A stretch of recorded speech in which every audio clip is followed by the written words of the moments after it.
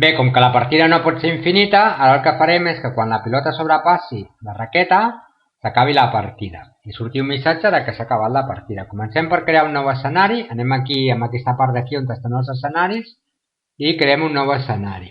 Agafem el pinzell i amb aquest escenari nou el que direm, escriurem el missatge final de partida. Fi del joc. Canviem el color. Anem a fer-ho més gran.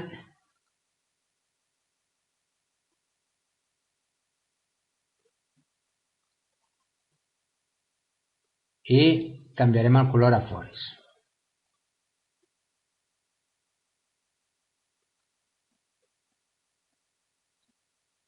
Ja tenim el nou escenari. Per tant, ara tenim dos escenaris. Un mentre s'està jugant i un escenari quan s'acabi la partida.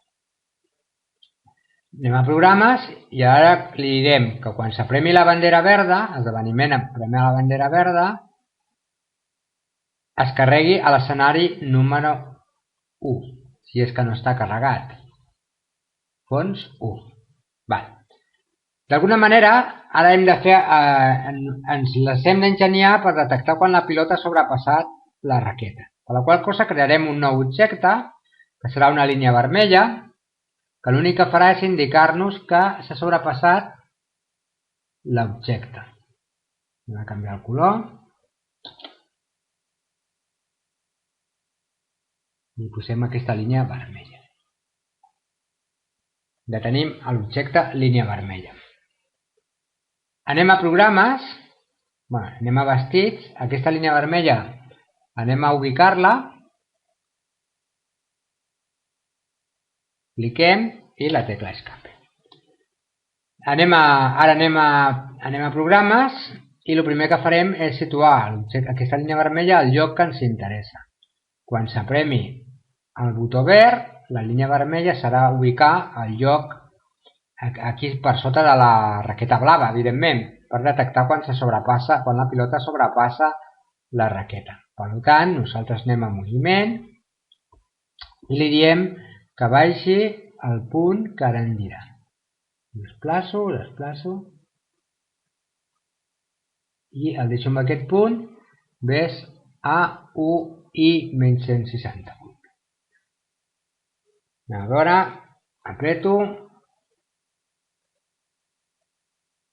Va molt lent perquè estic gravant, inclús me fa coses estranyes, però que no ho fa quan...